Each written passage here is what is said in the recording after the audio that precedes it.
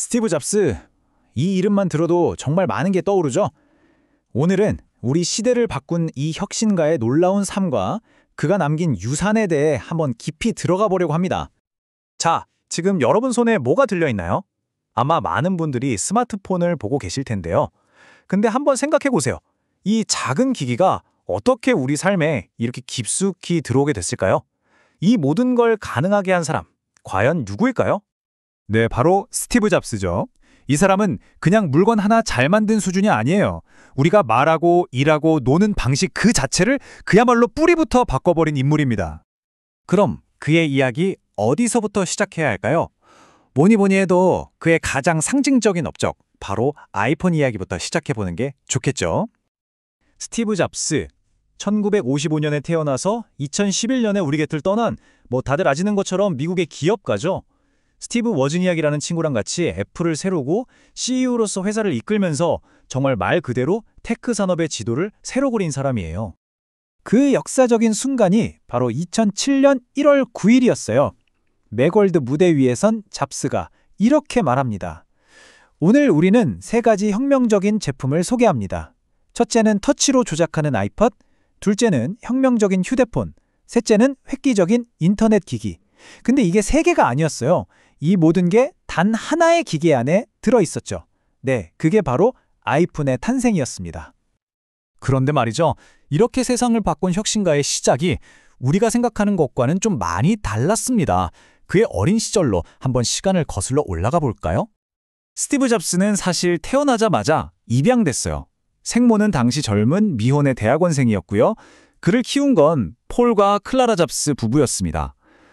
집이 그렇게 넉넉했던 건 아니지만 아들에게 입양 사실을 솔직하게 이야기해주고 정말 사랑으로 키웠다고 해요. 특히 여기서 중요한 인물이 바로 양아버지 폴 잡스예요. 기계를 다루는 분이었는데 자기 집 차고에서 어린 스티브에게 전자제품이 어떻게 돌아가는지 하나하나 가르쳐줬다고 합니다. 아들의 호기심에 불을 제대로 붙여준 거죠. 근데 재밌는 건 훗날 애플이라는 거대한 신화가 바로 그 차고에서 시작됐다는 겁니다. 자, 이렇게 싹튼 호기심이 결국 그를 창업으로 이끌게 됩니다. 그런데 그의 커리어를 들여다보면요. 와, 이건 진짜 한편의 드라마 같아요. 성공과 좌절, 그리고 정말 영화 같은 귀환까지 다이나믹 그 자체였습니다. 이 타임라인 한번 보세요. 정말 극적이지 않나요? 76년에 회사를 세우고 84년에 매킨토시로 세상을 깜짝 놀라게 만들었는데 바로 다음 해에 자기가 만든 회사에서 쫓겨나게 됩니다. 와, 상상이 가시나요? 하지만 그의 이야기는 여기서 끝나지 않죠. 12년이라는 긴 시간 끝에 애플로 다시 돌아와서 마침내 2007년 아이폰을 발표하며 화려하게 부활합니다. 정말이지, 영화보다 더 영화 같은 삶이었어요. 애플에서 쫓겨난 보통 사람 같았으면 그냥 주저앉았을지도 몰라요. 하지만 스티브 잡스는 달랐습니다. 그는 좌절은커녕 곧바로 넥스트라는 새로운 컴퓨터 회사를 차리고 재기를 준비합니다. 그리고 바로 이때 정말 신의 한 수라고 할 만한 움직임이 나옵니다. 그 유명한 조지 루카스 감독한테서 작은 컴퓨터 그래픽 회사를 하나 사들이는데요. 얼마에 샀는지 아세요? 단돈 $10,000,000. 근데 이 회사가 바로 우리가 아는 그 픽사입니다. 와, 이때 이 결정이 나중에 그의 인생과 또 애플의 운명을 어떻게 바꿔놓을지 이때는 아무도 몰랐겠죠? 자, 이제 이야기의 클라이맥스입니다. 그의 인생 2막, 애플로의 화려한 귀환과 그가 몰고 온 거대한 혁신의 파도에 대해 이야기해 볼게요. 이게 참 운명 같아요. 그가 떠나 있는 동안 애플은 점점 위기에 빠지고 있었거든요.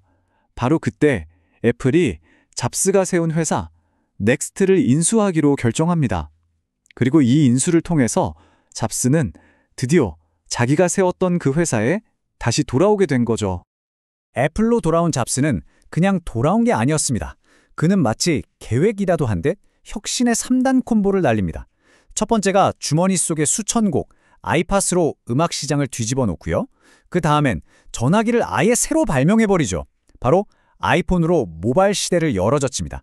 그리고 마지막으로 컴퓨터와 스마트폰 그 사이의 빈 공간을 아이패드로 채워버렸어요.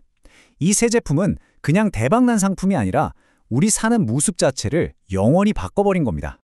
하지만 이렇게 화려한 성공 뒤에는 사실 그림자가 있었습니다. 바로 병과의 힘겨운 싸움이었죠. 이제 그의 마지막, 그리고 그가 우리에게 무엇을 남겼는지 정리해 볼 시간입니다. 세상을 바꾸던 그에게도 피할 수 없는 시련이 찾아옵니다. 2004년에 췌장암 진단을 받았고요. 그 후로 정말 오랫동안 병과 싸워야 했습니다. 그리고 결국 2011년 8월 자신의 모든 것을 바쳤던 애플의 CEO 자리에서 물러나게 되죠. 그리고 CEO 자리에서 내려온 지 2달이 채 안 된 2011년 10월 5일, 스티브 잡스는 56이라는 너무나 이른 나이에 안타깝게 세상을 떠나고 맙니다. 스티브 잡스의 이야기를 쭉 따라와 보니 어떤 생각이 드시나요? 평범하지 않았던 시작, 영화 같은 좌절과 부활, 그리고 마침내 세상을 바꾼 혁신까지. 그의 삶은 우리에게 이런 질문을 던지는 것 같아요. 한 사람의 뚜렷한 비전이 과연 세상을 어디까지 바꿀 수 있는 걸까요?